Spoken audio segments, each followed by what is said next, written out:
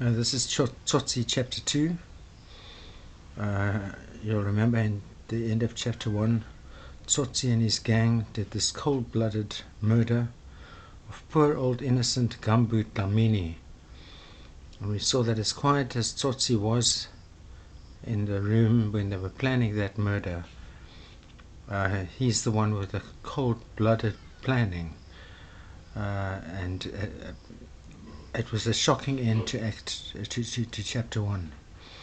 Chapter 2 also has a shocking end, and if the violence is too much for you, be encouraged that it doesn't get any worse than chapters 1 and 2. But we're going to get another violent ending in chapter 2, again showing us what Tsotsi is capable of. But in this chapter we also see a vulnerable side to Tsotsi, a crack in Tsotsi's facade. So it starts off in a tavern, and the four members of the gang are there following the murder. We're also going to meet two ladies, the lady who runs the cabin, Suki, and we'll find out a little later that there's a lady sitting drinking in the tavern called Rosie. And it opens again, this bit over here is another gritty setting. What does Suki's tavern look like? It's bare and broken down and hardly luxurious. Just like Tsotsi's room in chapter 1, for me it's another one of these gritty settings. So again, I'm not going to read everything, I'll just read bits and pieces, but I'd like to read the whole of this beginning part. This of course is Boston speaking, who was disgusted by the murder of Gumboot Dlamini. So the chapter starts, Okay, I was sick. What's that proof? Tell me, what's that proof? Butcher laughed. Yeah, sick man, like a dog. Sick like a dog. So what's it proof? Boston spoke with vehemence, with intensity, raising his voice above the laughter. He was losing his control. Spit bubbles had formed in the cracks at the side of his mouth. He repeated his question, and then the fifth person in the room, that's the customer Rosie, a woman seemingly asleep, and it seems that perhaps she's not asleep, on a chair in the corner, looked up. They were drinking at Suki's place. We haven't yet met Suki, the owner of the tavern. There were many places to drink in the township, and their number and location was never quite constant from day to day, because the police were busy most nights, and every day somebody new would get a bottle and set up shop. The choice was big. You could drink with the men, or you could drink with the girls. You could drink alone if it was that sort of day and that sort of world. You could sit down on a chair in the corner and drag out the one tot to last all night, and no one would give a damn one way or another why your mother was dead or your woman gone. You could drink with a picture on the wall or no picture at all. You could drink comfortable in a club easy or sitting on a wooden bench. You could even drink standing up in a backyard. Here's the gritty setting. Suki's place had a table with chairs around it, and a few more along the walls which were bare. There was a piece of linoleum on the floor, a cheap floor covering, but that counted for nothing because the floorboards were rotten. The light hung naked above the table, and on nights when the wind blew and found its way through the broken window pane and the gap under the door, then the bulb swung slowly to and fro, and the shadow of its filament moved in a sinister or creepy manner on the wall. There was one door in from the street, and in the opposite wall a second door, which led to the second room where Suki lived and slept, and ate her meals, and played her gramophone, and had her bottles hidden. So here's Tsotsi in the last line, rocking on the back legs of his chair. The Arp is there, Butcher. Boston has not yet sat down. The woman, that's Rosie, sitting apart in the corner. She could have been there all day with her head slumped forward, legs outstretched, her arms swinging loose by her sides, a meaningless mumble on her lips at odd moments, looking pretty drunk. So what's it prove? Boston asked, and here's evidence that she's drunk. She looks up suddenly. Come here, Johnny. she cried. She was in her 30s and spoke without opening her eyes.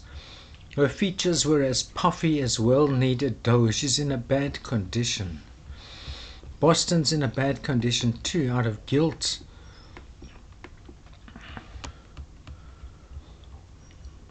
Don't be so hard, Johnny. It was the woman again. Come and give us a kiss. Boston went up to her. She cringed. With great deliberation and a flat hand he slapped her in the face, then a second time, I think to try and calm her down. But she still carries on a bit here. Then Boston gives up the struggle. Emptied his glass but still didn't sit. He suddenly seemed to have lost interest in the other three. He walked aimlessly down the room. Butcher called Suki. Suki's in her bedroom.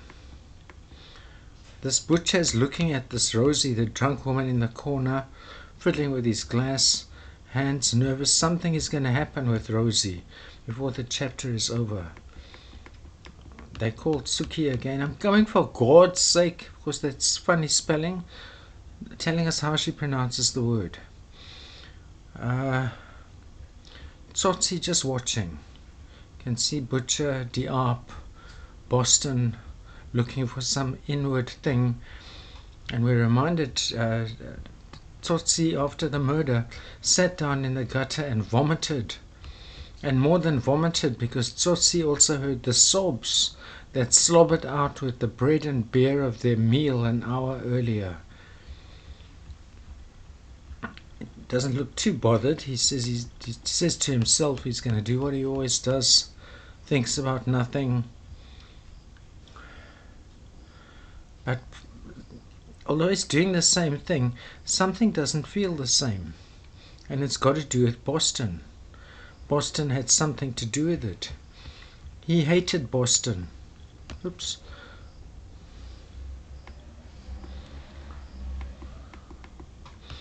That was why he'd chosen to take on the trains, because of Boston. He chose to do that crime on the trains because he knew it would upset Boston.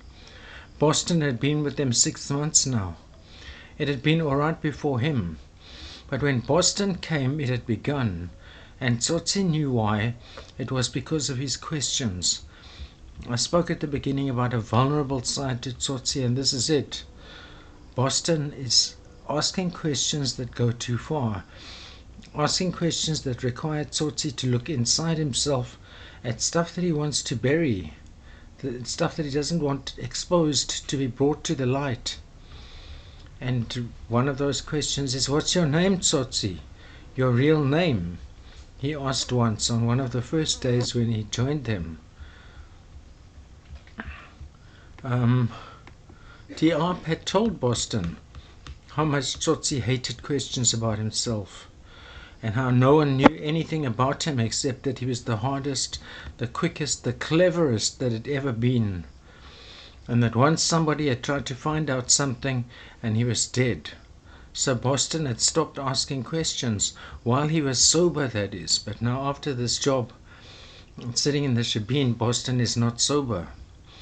He drank a lot, especially after jobs, and even then at first he hadn't actually asked them. But they were there, the questions were there. And Tsotsi could see them behind the blinking eyes that needed glasses. We'll find out later, Boston used to be something of an intellectual who wore glasses, and something happened that forced him into this life of crime. Eyes that struggled. Tsotsi's mistake was that he let this continue. A bigger mistake was to start playing the game with Boston, which he did when he began choosing jobs because of the other man. The ones Boston couldn't do or hated or made him sick. Because when Tsotsi did this and Boston saw it and made Tsotsi realize that he saw it, then Boston ventured tentatively from silence to the spoken word. That was the stage their play had reached that night at Suki's, when Butcher had called for more liquor and Diop was half asleep. So here's Suki. Brought a bottle to the table. She was a colored woman in her 50s. And her story was that she'd been born in the best bed in the biggest house of the best European, i.e. white suburb in the city. But her mother never loved her, and that was why she lived in the township. "I wrote regular," she always said at the end of her story. "I've got the address, but I get no replyings." "What do you write, Suki?" they asked her. "My birthday," she said. "I want to know my birthday." And so Suki was at the table with the bottle, collecting her money before pouring a tot into each of the 4 glasses, and she warns them, "Remember, this is a clean place." She stops at the woman in the corner, and this is where we find out her name the first time. "Rosie, Rose, you must go home, man." The woman opened her eyes. "Suki, my friend, my only friend." "No, man, you must go. Nothing more." Rosie started crying. So Suki left her and went into her room. Boston had been walking around, and he stops at the table and says this one word: decency. "What's that?" It was Butcher speaking, a spasmodic, twisting Butcher who'd been staring at the woman for a long time. He turned to Boston with impatience. He had no time left for him. Boston says, "That's why I got sick." "You are sick as a dog, man." "Decency. What the hell is that? Everything you are not." "Shit, yeah, shit," echoed Diop, who'd stirred out of his half-sleep for the drink in his glass. But Boston was no longer interested in them. He wants to speak to Tsotsi. "You know the word Tsotsi?" "What word?" "Decency." Tsotsi opened his eyes wide and looked back at Boston. It was a red-eyed Boston. Blah, blah, blah. Books and words. I wipe my backside with books and words. Tsotsi thinks. He's not interested in Boston's questions and thoughts. "I don't know it, man." Boston says, "You wouldn't. So tell me, man. Tell a man that word. Decency." "Yeah, that's the word, man." "It's why I was sick, Tsotsi." "What's it? Sickness?" "Yeah, that's right. I had a little bit of it, so I was sick. And that big bastard had a lot of it, so he was dead. Man, was he dead." "Go see a doctor, Boston." Butcher called Suki. "Listen, I'm going to be serious. We've never had a good talk, Tsotsi." "Go to hell, man." "No, listen, you talk too much, man." Calling Suki. Suki's voice. "For Christ's sake, man, Butcher, go fetch it yourself." I'm not sure that's Suki. I'm not sure who that is. He was sick as a dog. It's good, Butcher boy, it's good. Boston asks, "Listen, Tsotsi, how old are you?" And here there was a pause and dangerous lights in Tsotsi's eyes. That's one of the dangerous questions. That's trying to get information that Tsotsi doesn't want people to know, and perhaps doesn't know himself. Stuff that he's trying to bury. So Boston's heading into dangerous territory. So Tsotsi looks at the ceiling and the wall and the woman and sees Boston's face in front of him again. Tsotsi hated the questions for a profound or deep but simple reason. He didn't know the answers, neither his name, nor his age, nor any of the other answers that men assemble and shape into the semblance of a life. Tsotsi didn't know because he'd never been told, and if he'd once known, he no longer remembered, and his not knowing himself had a deeper meaning than his name and his age. He looked at Boston, and Boston looked at him, and Tsotsi felt a palpable something, a palpable movement in his stomach and a lightness in his heart. "What's it to you, Boston?" Boston says, "I'm older than you, Tsotsi." "Yeah, man, older by a good few years. So what's that to me?" "A reason to listen." "To you?" "Yes, you know what I wanted to be when I was your age, Tsotsi." "I don't know. I don't want to know about you." "A teacher." "I studied.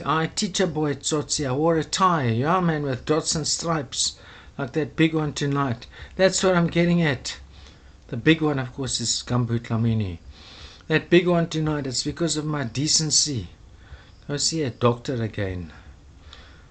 Tsotsi's back with a bottle again. And then there's this cigarette in inverted commas, because it's not a real cigarette, it's a dacha cigarette or a marijuana cigarette. Boston's wet eyes went unnoticed. Suki says to Rosie, Rosie man, jy moet loop. Suki, my friend. Nothing more, man, move. She's about to lift Rosie, but Butcher says, leave her. Suki, this is a clean place, no rough stuff. Leave her. Suki leaves the four alone in the corner. Boston asks no more questions, brooding into his glass while the Zol, or the marijuana, passed between Butcher and Diop. They took sharp, deep drags, smoking, blah, blah, blah. The cigarette is finished. Butcher goes to the woman, and now there's a moment between them. And he pushes her to the door and asks Butcher to follow. And they're going to rape this woman outside. Leaving now Butcher and Tsotsi alone. Boston and Tsotsi alone. Boston deep in his decency. Tsotsi considering a sudden irrational impulse that had come to jump up and run away. Then there's a cry from the night where the other two had taken the woman. That's what tells us they're raping her. Where they gone? Hell and Jesus. What's the matter? Sick again? Boston says, one's enough. One what? You know, you chose him. It's not the same. What's the difference? And Tsotsi says, she'll live.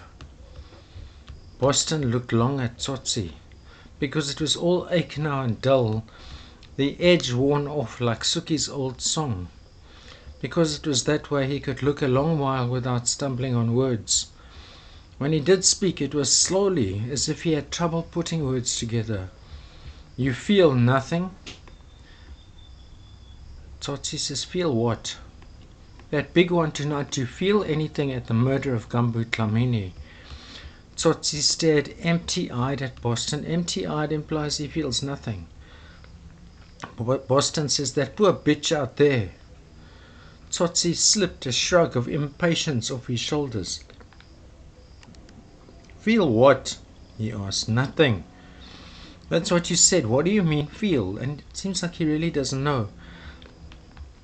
So that's one of the questions of this novel. Can someone like Tsotsi learn to feel? Boston put his glass down carefully on the table. And he says in the next paragraph, listen, Tsotsi, I want to know, I really want to know. How can I put it? He takes out a knife and he cuts himself on his hand so that there's drops of blood. And he says, I feel that. So would I, Tsotsi says. Yeah, now this is it, Tsotsi. There's something inside me that is like that. When we dropped that big one tonight, it was like that inside me. I bled, man. I'm telling you, I bled. Tsotsi says, decency?